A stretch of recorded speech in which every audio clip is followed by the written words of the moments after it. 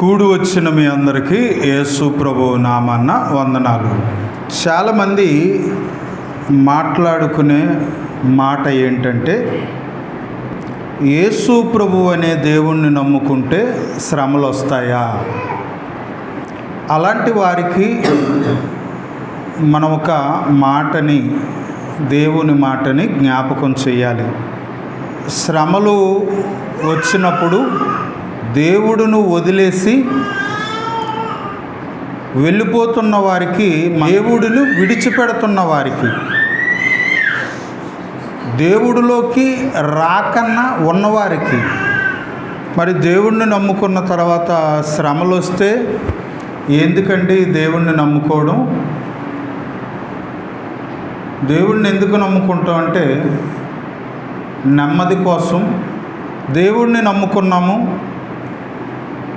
యేసు ప్రభువుని. శ్రమలు వచ్చాయి కాబట్టి అవి భరించలేకపోయాము, దేవుడిని విడిచిపెట్టామని ఎవరైనా మాట్లాడితే వాళ్ళకి ఈ మాటలు మీరు జ్ఞాపకం చేయాలి. కీర్తనలు గ్రంథము 16వ అధ్యాయము 4వ వచనము, యెహోవాను విడిచి సృష్టికర్త అయిన యెహోవా దేవుడిని విడిచి వేరొకరిని అనుసరించు వారికి శ్రమలు విస్తరించును. దేవుణ్ణి నమ్మకపోతే శ్రమలట. దేవుడిని విడిచి, దేవుడిచ్చిన రక్షణను వదిలి, సృష్టికర్తను విడిచిపెట్టి, దేవుడిని విడిచి వేరొకరిని అనుసరించు వారికి శ్రమలు విస్తరించును. దేవుణ్ణి నమ్ముకున్నాము, శ్రమలు వచ్చాయి, అందుకే దేవుణ్ణి వదిలేసాము. శ్రమలు వచ్చాయి అని దేవుడిని వదిలేసావు. పెద్ద పెద్ద శ్రమలు వస్తాయి ముందు ముందు, అప్పుడు నిన్నెవరు కాపాడుతారు? దేవుణ్ణి వదిలేసావు, నిన్నెందుకు కాపాడుతాడు? ఇప్పుడు దేవుడిని, చాలామంది దేవుడిలోకి వస్తున్నారు, శ్రమలకు ఉండలేక దేవుణ్ణి వదిలేసి వెళ్ళిపోతున్నారు. దేవుణ్ణి నమ్మితే శ్రమలట, అందుకే దేవుడిలోకి రావట్లేదని చాలామంది చెబుతున్నారు. అది తప్పు అన్నమాట. యెహోవాను విడిచిపెట్టి, యెహోవాను విడిచి వేరొకరిని అనుసరిస్తున్నావా? అయితే నీకు శ్రమలు తప్పవు. ఆ శ్రమల నుంచి నిన్ను ఎవరు కాపాడుతారు? ఈరోజు చాలామంది ఏమంటారంటే, శ్రమలు వచ్చినప్పుడు, బాధలు వచ్చినప్పుడు ఒక మాట చెప్తారు అందరూ కూడా, బాధలు కష్టాలు మనిషికి రాకపోతే మానుకొస్తాయా? అవునా? అంటే దేవుణ్ణి నమ్మినా నమ్మకపోయినా మనిషి అన్న తర్వాత శ్రమలు ఉంటాయి, కష్టాలు ఉంటాయి, బాధలు ఉంటాయి. అది మనకి ఈ లోకంలో ఉన్న ప్రతి మనిషి జ్ఞాపకం చేస్తుంటే, మరలా దేవుణ్ణి నమ్ముకుంటే శ్రమలా? అయితే నేను ఆ దేవుణ్ణి నమ్మనంటే నిన్నేమనాలి? దేవుణ్ణి వదిలేసి వేరొక దారులు ఎంచుకుంటున్న వారిని ఏమనాలి? ఇప్పుడు వస్తున్న శ్రమలనే తట్టుకోవట్లేదు, రాబోతున్న శ్రమలు వీటికి మించి వస్తే అప్పుడు నిన్నెవరు కాపాడుతారు? మనుషులు కాపాడుతారా? మనుషులు రక్షించగలరా? మనుషులు కాపాడగలరా? మన రాష్ట్ర ప్రభుత్వాలను, ప్రకృతి, ఈ వర్షాల కాలంలోని వరదలు ఎక్కువైపోతూ ఉన్నాయి ఈ మధ్యకాలంలో. దానికి కొన్ని కారణాలు. వర్షాలు ఎక్కువైపోతుంటే ఈ వరదల్లోని మనుషులు కొట్టుకుపోతే వారిని కాపాడడానికి ప్రభుత్వ యంత్రాంగాలు పని చేయలేకపోతున్నాయి. అనుకూల వాతావరణం ఏర్పడకపోతే మనుషులను వాళ్ళు కాపాడలేరు. హెలికాప్టర్ మీద వెళ్ళినా కాపాడలేరు.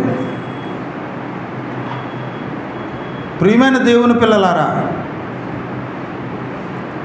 కాబట్టి రాబోతున్న విపత్తులను, రాబోతున్న భయంకరమైన వాతావరణాలను దృష్టిలో పెట్టుకొని, మరి భరించలేనివి, తట్టుకోలేనివి, ఎవరు కూడా నిన్ను కాపాడినా కూడా నువ్వు బయటపడలేని ఆ శ్రమలు, బాధలు, కష్టాలు వస్తే ఆ రోజు నిన్నెవరు కాపాడుతారు? అలా రక్షించే సామర్థ్యత ఎవరికి ఉంది? ఒక దేవుడికి తప్ప మనిషికి లేదండి. ప్రసంగి గ్రంథం 7వ అధ్యాయం 14వ వచనం, సుఖంగా ఉండే దినమునందు సుఖంగా ఉండడం. ఇది మనకు చెప్పాలండి? సుఖదినమునైనా సుఖంగా ఉండు. సుఖంగా ఉన్నప్పుడు కూడా సుఖపడరు, సుఖపడనివ్వరు. ఆ సుఖాలు కూడా సరిగ్గా ఉండవు. సుఖపడమన్నాడని ఇష్టం వచ్చినట్టుగా ఎలా పడితే అలా సుఖపడితే ఎలాగా? నీ సుఖం మరొకరికి కష్టంగా మారకూడదు. సుఖపడమన్నాడు దేవుడు, సుఖదినమున సుఖంగా ఉండమన్నాడు అని నీకు నచ్చిన దారులన్నీ ఎంచుకుంటే అది దేవుడికి నచ్చదు. ఆ సుఖం మంచిది కాదు. సుఖపడమన్నాడని ఇష్టం వచ్చిన సుఖాలు పడకూడదు. నీ మాట ఎందుకు అంటున్నాడంటే, సుఖముగా ఉన్నప్పుడైనా బాగుండరు, సుఖంగా ఉండరు, అందరిని ఏడిపిస్తూ ఉంటారు, మంచిగా బతకరు. సుఖదినమునైనా సుఖంగా ఉండు, ఆపద్దినమునందు యోచించు. తాము చనిపోయిన తరువాత జరిగిన దానిని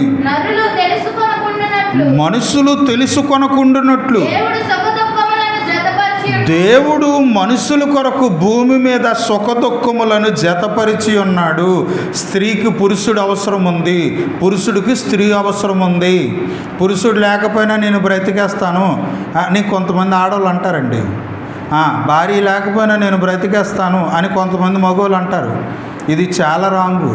ఇలాగైతే దేవుడు అందరినీ మగవాళ్ళనే చెయ్యాలి, అందరినీ పురుషులనే చెయ్యాలి, స్త్రీల్ని చేయకూడదు. పురుషులు లేకపోయినా, భర్త లేకపోయినా బ్రతికేస్తాను అని ఆడవాళ్ళు అప్పుడప్పుడు పలుకుతుంటారు, చెప్తుంటారు. నిజంగా అది నిజమైతే దేవుడు ఏం చేయాలి? అందరినీ ఆడవాళ్ళనే చెయ్యాలి, అందరినీ స్త్రీలనే చెయ్యాలి. భూమి మీద ఆడవాళ్ళే ఉండాలి, మగవాళ్ళు ఉండకూడదు. మరి నిన్ను తల్లిని చేసిందే మగోడు. పిల్లల చేత నోరారా అమ్మాని పిలిపించుకునే భాగ్యం నీకు ఇచ్చిందే పురుషుడు. పురుషుని ద్వారా దేవుడిచ్చాడు, భర్త ద్వారా దేవుడిచ్చాడు ఆ భాగ్యం. ఏంటి పిల్లలకు పుట్టకపోతే అండి ఎలా నలిగిపోతామండి? ఆ గుడ్రాలు అనే మాట స్త్రీ భరించగలదా? ఏమైనా కార్యక్రమాలకు ఎవరైనా పిలవగలరా? అందులో మన భారతదేశం దేవుడు భూమి మీద మనిషి కొరకు సుఖాన్ని, దుఃఖాన్ని జతపరిచాడు. నువ్వు దేవుణ్ణి నమ్మినా, దేవుణ్ణి నమ్మకపోయినా నీ బ్రతుకులో ఏముంటుంది? సుఖం ఉంటుంది, దుఃఖం ఉంటుంది. చచ్చినంత వరకు సుఖ దుఃఖాలను అనుభవిస్తూ ముందుకెళ్ళడమే. సుఖదినమున సుఖంగా ఉండడం, ఎదుటోళ్ళని మనకన్నా ఉండడం. అవునా? కొంతమంది సరిగ్గా ఉండరండి, సరిచేస్తే తిరగబడతారండి.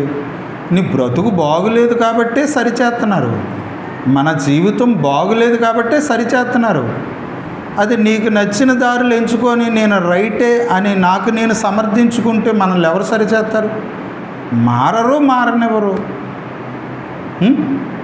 అవునా?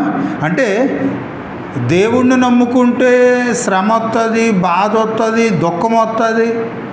అందుకే నేను దేవుణ్ణి నమ్మను.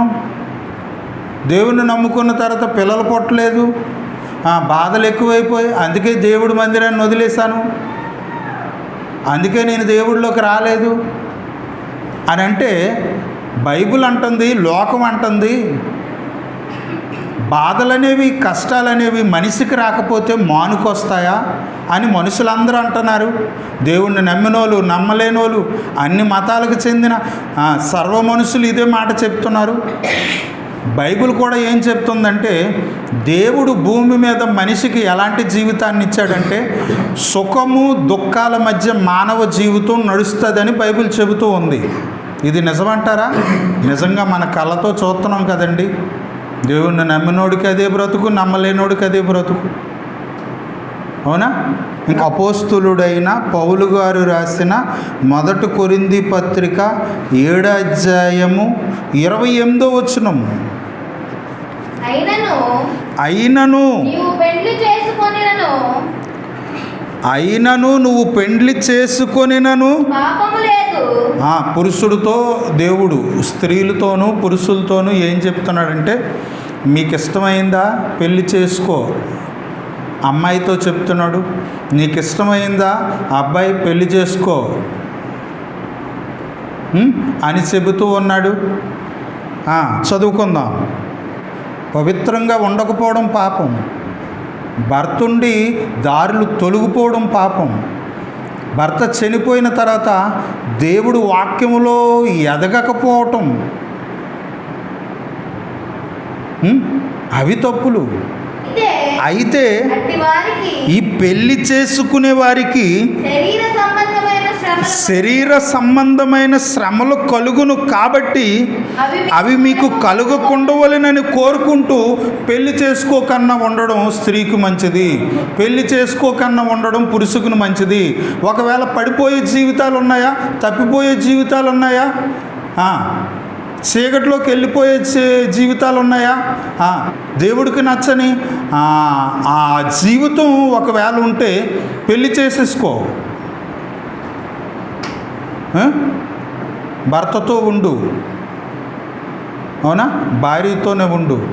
అంతకు మించి నువ్వు చేసినవన్నీ తప్పిదాల రూపంలోనూ పొరపాటుల రూపంలోనూ లోపాల రూపంలోకి వెళ్ళిపోతాయి. అవన్నీ రాంగ్ నిర్ణయాలు. మంచి దారిలో ఉండేవారు అలాంటి పనులు చేయరు, మంచోళ్ళు అలాంటి పనులు చేయరు. అవునా? ఇక్కడ ఏమంటున్నాడంటే, పెళ్ళి చేసుకుంటే శ్రమలు వస్తాయట. దేవుణ్ణి నమ్మితే శ్రమలు అనగానే దేవుణ్ణి నమ్మడం మానేసావు. పెళ్ళి చేసుకుంటే శ్రమలని అంటే పెళ్ళి చేసుకోవడం మానేస్తావా? 3 ముళ్ళు కట్టించుకోవడం మానేస్తావా? 3 ముళ్ళు కట్టడం మానేస్తాడా మగోడు? పురుషుడు 3 ముళ్ళు వేయట్లేదా? పెళ్లి కుమార్తె 3 ముళ్ళు కట్టించుకోవట్లేదా? అంటే శ్రమలు అనగానే దేవుణ్ణి వదిలేస్తున్నాం, శ్రమలు అనగానే దేవుడి దగ్గరికి రావట్లేదు, శ్రమలు అనగానే దేవుణ్ణి విడిచిపెడుతున్నారా? అయితే పెళ్లి చేసుకుంటే శ్రమలని లోకం అంటుంది, బైబిల్ అంటుంది. అవునా? అలాగని పెళ్లి చేసుకోవడం మానేస్తారా? ప్రియమైన దేవుని పిల్లలారా, ఆలోచించండి, బైబిల్ ఎంత గొప్పదో. అంతేగాని దేవుణ్ణి నమ్ముకుంటే శ్రమలు కాబట్టి దేవుణ్ణి వదిలేస్తాను, మనుషుల వల్ల శ్రమలు వస్తున్నాయి కాబట్టి మనుషుల్లో వదిలేస్తాను, దేవుణ్ణి నమ్ముకుంటే శ్రమలు కాబట్టి దేవుడిలోకి వచ్చిన తర్వాత శ్రమలు వచ్చాయి కాబట్టి దేవుడి నుండి బయటికి వెళ్ళిపోయాను, నువ్వేదో గొప్ప కార్యం చేసావు అనుకుంటున్నావా? రాబోతున్న భయంకరమైన పరిణామాల నుంచి నిన్నెవరు కాపాడుతారు? అవునా? దేవుడు వాక్యంలో ఎదుగుదాం, దేవుడు కొరకు బ్రతుకుదాం. శ్రమలు వచ్చేటప్పుడు ఎలా నడుచుకోవాలి, బాధలు వచ్చేటప్పుడు ఎలా నడుచుకోవాలి, కష్టాలు వచ్చేటప్పుడు ఎలా నడుచుకోవాలి, మనకి ఏది తోస్తే అది చేయకూడదు, ఇలాగే నడవాలి అనే ఒక పద్ధతిని పెట్టాడు. ఆ దారిలో వెళ్దాం, దేవుడిలో ఎదుగుదాం. Please subscribe my YouTube channel. అందరికీ వందనాలు.